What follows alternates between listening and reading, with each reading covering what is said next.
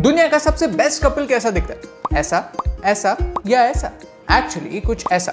This is the love story of Narayan and Sudha Murthy. उनके एक दूसरे के प्रति प्यार के साथ साथ अपने काम और अपने देश के प्रति प्यार की भी लव स्टोरी। कहते हैं रिश्ते स्वर्ग में बनते हैं और धरती पर आकर पूरे होते हैं। सुधा मूर्ति और नारायण मूर्ति आर सो इन सिंक कि उनका बर्थडे भी एक दिन आगे पीछे है। इस कपल की अमेजिंग केमिस्ट्री ने ही भारत को एक अनमोल रत्न दिया है, इन्फोसिस। एक ऐसी कंपनी जो सिर्फ 10,000 रुपए से स्टार्ट हुई, आज 90 बिलियन US डॉलर से भी ज्यादा की वैल्यू रखती है। एक ऐसी कंपनी जो सिर्फ 10,000 रुपए से स्टार्ट हुई और आज 2.5 लाख से ज्यादा एम्प्लॉइज रखती है। 10,000 रुपए से स्टार्ट हुई ये कंपनी सिर्फ भारत में ही नहीं, नैस्डैक यानी यूएस के स्टॉक एक्सचेंज पर भी लिस्ट होने वाली भारत की पहली टेक कंपनी। और ये पॉसिबल हुआ नारायण मूर्ति के विजन और सुधा मूर्ति के विश्वास की वजह से। आज हम उनके इस अमेजिंग पार्टनरशिप के 3 सीक्रेट्स आपके साथ शेयर करने वाले हैं जो पूरे भारत के लिए कपल गोल से कम नहीं। अगर आपको इस वीडियो से वैल्यू मिलती है तो इसे अपने दोस्तों के साथ शेयर कीजिए। भारत के इन रियल हीरोज की कहानी आप तक पहुंचाना हमारा मिशन है। हमें सपोर्ट करने के लिए हमारे YouTube चैनल को सब्सक्राइब कीजिए और इस बेल आइकॉन को प्रेस कीजिए। आज नारायण मूर्ति एक बिलियनर हैं, एक सक्सेसफुल इंसान है, लेकिन एक टाइम ऐसा था जब नारायण मूर्ति एक फेलियर थे। इन्फोसिस से पहले उन्होंने सॉफ्ट्रॉनिक्स नाम की एक कंपनी स्टार्ट की थी, लेकिन वो कंपनी कुछ चल नहीं पाई, फेल हो गई। तब अपने परिवार को सपोर्ट करने के लिए उन्हें अपनी एम्बिशन साइड में रखकर एक जॉब करना पड़ा। ये सब होने के बावजूद कुछ ही साल उन्होंने फिर से अपनी जॉब छोड़ दी और अपने 6 दोस्तों के साथ इन्फोसिस स्टार्ट की। ऐसे सिचुएशन में सोचिए कि उनकी वाइफ सुधा मूर्ति ने क्या किया होगा। उन्हें कोसा होगा, उनकी कैपेबिलिटीज पर डाउट किया होगा, राइट? बिल्कुल नहीं। उन्होंने अपने हस्बैंड पर विश्वास रखा और उन्हें सपोर्ट किया। एक इवेंट में नारायण मूर्ति सर को ऑडियंस में से किसी ने पूछा कि यंग दिनों में जब फाइनेंशियल स्टेबिलिटी नहीं थी तो आपने इन्फोसिस जैसी कंपनी स्टार्ट की, ये रिस्क आप कैसे ले पाए? तब सुधा जी ने कहा, Yeah, he had a working wife, so that was not a problem. Sudha Murthy was doing a job, taking care of their son and funding Infosys with her own money. Sudha ji शादी से पहले एक पैसे का हिसाब रखती। जब वो होटल में जाते थे तब वो 50-50 पे करते थे।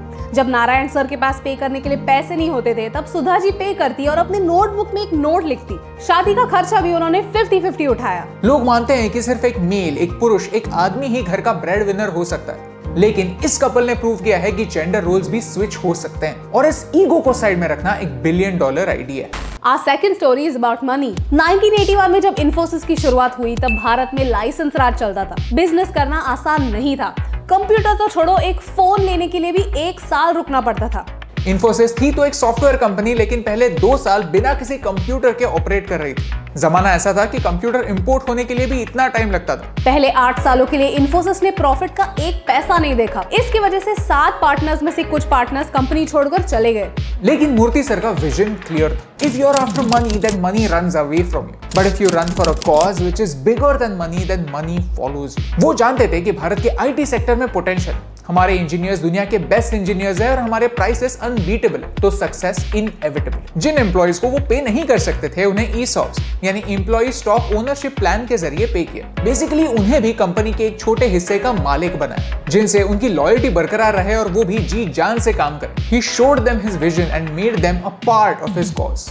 इन्फोसिस ESOP देने वाली पहली इंडियन कंपनी थी। उन्होंने 18,000 एम्प्लॉइज को ESOPs ऑफर किए और उनमें से हजारों लोगों को मिलियनर बनाया। कुछ लोग सोचते होंगे कि मिडिल क्लास से स्टार्ट करके एक बिलियनियर बनने तक का सफर तय करने के बाद इनकी लाइफस्टाइल कितनी लैविश होगी, नहीं? Then let me tell you, आज भी Sudha Murthy most of the times economy class से फ्लाई करती है, क्योंकि पैसे के पीछे नहीं, एक पर्पस के पीछे भागना एक $1 बिलियन आइडिया है। हमारी लास्ट स्टोरी है पार्टनरशिप के बारे में। क्रिकेट में जब एक बैट्समैन स्ट्राइकर्स एंड पर होता है तो दूसरा बैट्समैन नॉन स्ट्राइकर्स एंड पर होता है। भागते दोनों है लेकिन रन सिर्फ एक को ही मिलता है। ऐसे सिचुएशन में जब नॉन स्ट्राइकर्स एंड वाले बैट्समैन को पता होता है कि रन्स उसे नहीं मिलने वाले, तब अगर वो भागना ही बंद कर दे तो वो अपना ईगो तो बचा लेगा लेकिन मैच हार जाएगा। एक सक्सेसफुल मैरिज इसी पार्टनरशिप की तरह, जहां दोनों पार्टनर्स अपने अपने रोल को पहचानते हैं। Sudha Murthy is an extrovert, Narayan Murthy is an introvert. Sudha Murthy is excellent with managing money. Narayan Murthy is a visionary. Sudha Murthy can talk, she can write, she can teach, and Narayan Murthy can lead. उनकी इस successful partnership का राज यही है कि उनके ये differences उन्हें कमजोर नहीं बनाते। वो एक दूसरे को कॉम्प्लीमेंट करते हैं और अपनी ताकत बनते हैं। आज हम सुधा मैम को एक बेस्ट सेलिंग ऑथर के नाम से जानते हैं, but not many of us know that she started writing in English only after she turn 50। वो कन्नड़ा मीडियम में सीखी थी और कन्नड़ा में ही लिखती थी। जब उन्होंने इंग्लिश में लिखने की रिस्क ली तब नारायण मूर्ति उनकी एक स्ट्रॉन्ग सपोर्ट बने, because language is the vehicle and the story is the fuel. वो कहती है, behind every successful woman there is an understanding man. Sudha Murthy ने पूरी जिंदगी नारायण मूर्ति का साथ दिया। ऑफिस के बाद न जाने कितनी फ्रस्ट्रेटिंग रातों में उनका हौसला बढ़ाया। उन दोनों ने एक पॉजिटिव माइंडसेट रखा और एक दूसरे को स्पेस दी और अपनी इस पार्टनरशिप में रिस्पॉन्सिबिलिटीज को 50-50 निभाकर अकॉम्प्लिशमेंट्स की सेंचुरी मार दी। और एक आइडियल पार्टनरशिप ऐसी ही तो होती है, जहां ईगो 0 होता है, काम 50-50 और ट्रस्ट 100। अगर आपको इस वीडियो से वैल्यू मिली तो इस लव स्टोरी को अपने दोस्तों के साथ शेयर कीजिए। आज क्यों हम किसी फिक्शनल लव स्टोरी में कपल गोल्स ढूंढते हैं, जबकि दुनिया की सबसे सक्सेसफुल लव स्टोरी हमारी आंखों के सामने है, जिसकी शुरुआत 2 लोगों से हुई। लेकिन इस लव स्टोरी ने लाखों को गरीबी से ऊपर उठाया, अपने बुक्स के जरिए करोड़ों बच्चों को पढ़ना सिखाया और 1 बिलियन आबादी के इस देश को एटलीस्ट 1% बेटर बनाया। क्योंकि प्यार में लोग गिरते नहीं, अपनी औकात से ऊपर उठते हैं। और प्यार की ये लवली डेफिनेशन आप तक पहुंचाने से मुझे फर्क पड़ता है।